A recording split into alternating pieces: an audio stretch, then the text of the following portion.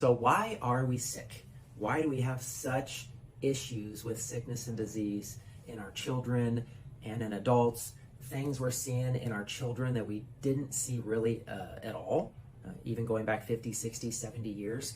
Well, there's two things I want everyone to understand of why you're not well or your child. Whatever the issue is, whatever the diagnosis is, there's two reasons. One is nutritional deficiencies, because God made man at a dust of the earth. Genesis 2:7. I love to quote that scripture, but we are massively deficient in basic nutrients.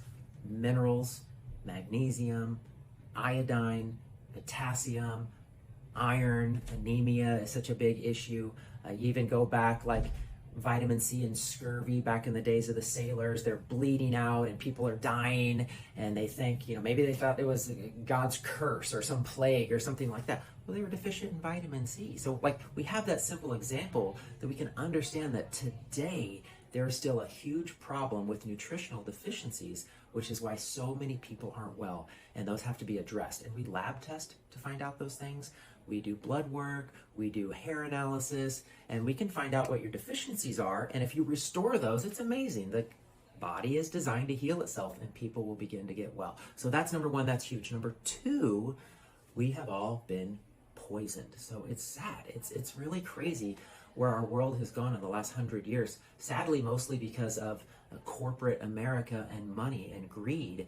But we have been putting things in our body unknowingly, whether it's the pesticides sprayed on our foods or the chemicals in personal care products or hundreds of other examples, right? All the pharmaceutical drugs that have the laundry list of negative side effects.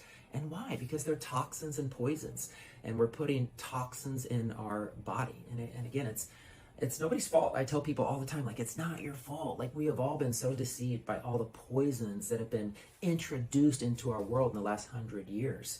And so the solution is there. It's addressing nutritional deficiencies, discovering what the toxins are, and helping get those things out of the body. And it's amazing. I have thousands of people I've worked with, amazing testimonials of people getting well.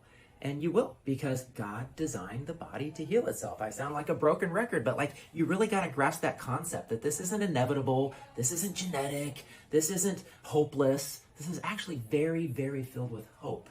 Because if you get those things back in your body that God needs to heal you, or you get those poisons out of your body that God never designed or intended to be there, you absolutely will get better no matter your diagnosis.